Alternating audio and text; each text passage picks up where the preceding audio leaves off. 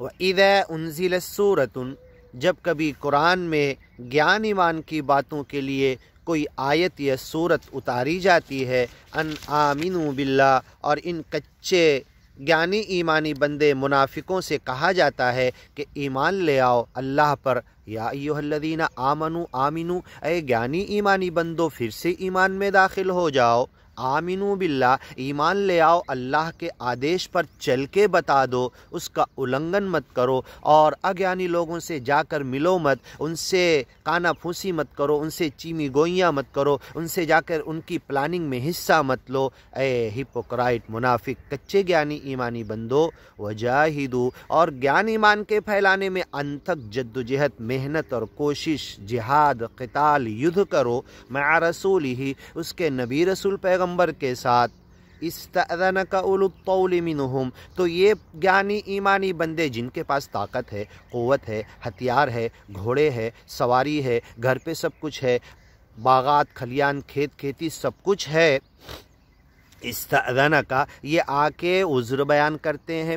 ہاں باتیں بناتے ہیں، تم سے اجازت لیتے ہیں پیچھے رہنے کی، ابھی ایسا ہے، ابھی یہ معاملات ہیں، اس سے پہلے تو کبھی ہم پیچھے نہیں رہے، آپ تو جانتے ہیں ہمارے بارے میں، ہم تو ہمیشہ آگے رہنے والے لوگ ہیں، ہمیں تم آج اجازت دے دو اس مرتبہ، جبکہ انہیں بعدت علیہم الشقہ، تبوک کے سفر کی تنگی، مصیبت، تکلیف، اس کی لمبائی اور اس کی گرمی انہیں ستا رہی تھی، تو یہ پیچھے رہنے کی اجازت مانگ رہے تھے، استأذنک اولو الطول منہم، ان میں سے طاقت والے پہلے آ کے اجازت مانگتے ہیں، وقالوا، اور کہتے ہیں، ذرنا، چھوڑ دو ہمیں، نکم مع القاعدین، ہاں بیمار، کمزور، اندھے، لنگڑے، ہاں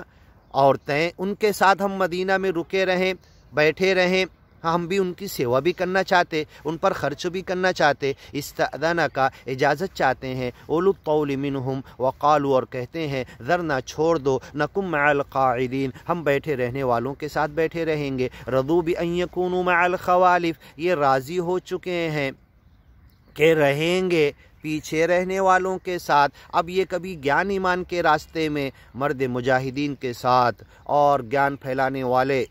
مہاتما مہاپرشوں کے ساتھ، صحابہ کرام، تابعین، تبع تابعین کے ساتھ کبھی راضی نہیں ہوتے کہ نکل کے گیان ایمان کے لیے کوشش کریں،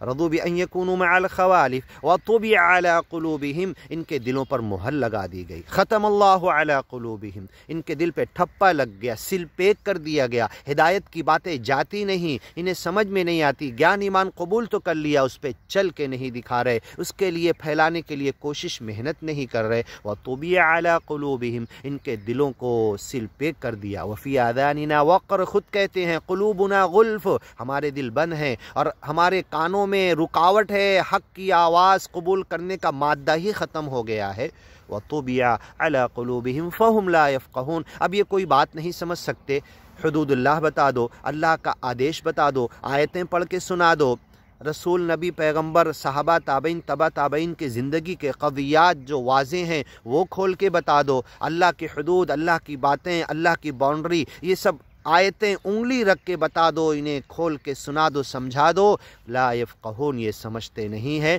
کیونکہ فتاوی، رائے، قیاس، اقوال الرجال، انسانوں کی باتوں کے پیچھے جب یہ لگ گئے، اس کے پیچھے چلنے لگے، اس کا انسانوں کی باتوں کا تقلد پٹا اپنے گلے میں جب ڈال لیے، تو اب یہ حق کی طرف، اللہ کے آدیش کی طرف، نبی کے حکم کی طرف، اللہ کی حدود کی طرف، اللہ کی بتائی ہوئی کھینچی ہوئی باؤنڈری اور خطوط کی طرف یہ کبھی نہیں آ سکتے۔ کیوں نہیں آ سکتے؟ فہم لا یفقہون، کیونکہ یہ سوچ سمجھ سے کام ہی نہیں لیتے، اور جب کبھی ایسے لوگوں کے پاس بنیادیں لے کر جاؤ، انہیں بتانے لگو، تو کہتے ہیں ہم تو فلاں مسلک کے ہیں، ہم تو فلاں فرقے کے ہیں، ہم اپنے عالم سے پوچھیں گے، اور جب ان سے جا کر پوچھتے تو اللہ کی حدود کی تعویل کر دی جاتی ہے، غرہم فی دینہم ما کانوا یفترون، ان کے دین میں ان کی من گڑت باتوں نے، سوالات نے دھوکے میں ڈال دیا، اور ان کے کھاتے پیتے چندے اور دھندے کے علماء نے ان من گڑت سوالات کے جو من گڑت جوابات دے دیے، اس چیز نے ان کو دھوکے میں ڈال دیا۔ تو جب ہم انہیں حقیقت، بنیادیں جا کر اللہ کی حدود، اللہ کی باؤنڈری سے ڈرائیں، انہیں جا کر بتائیں، تو انہیں سمجھ میں نہیں آتا، پھر اپنے اکابر علماء سے رجوع کرتے ہیں وہ انہیں پھر وہیں پر تقلد کے پٹے میں تقلد کے دلدل ملا کے ڈال دیتے ہیں۔ اور انسانوں کا تقلد اگر بنیاد کا کیا جائے، فاستمسک بالذی اوحی الیک، جو وحی کیا گیا آسمان سے اے نبی رسول پیغمبر تمہاری طرف، اسے مضبوط پکڑ لو۔ عضوا علیہا بالنواجذ، اس شکار کے نوکدار دانتوں سے مضبوط پکڑ لو حق کو۔ فاستمسک بالذی اوحی الیک، جو قرآن کی باتیں وحی کر کے آئی، اس کی صحیح سچی تفسیر نبی نے بتائی، صحابہ کرام اس پہ جی کے دکھائے، اس کی طرف جب بلایا جاتا تو انہیں سمجھ میں نہیں آتا۔ اقوال الرجال، فتاوی، رائے، قیاس، فقہ کے پیچھے، من گڑت سوالات، من گڑت جوابات کے پیچھے، انسانوں کی باتوں کے پیچھے جس کی اوتھینٹسٹی کی کوئی دلیل نہیں، چلے آ رہے ہیں زمانہ در زمانہ۔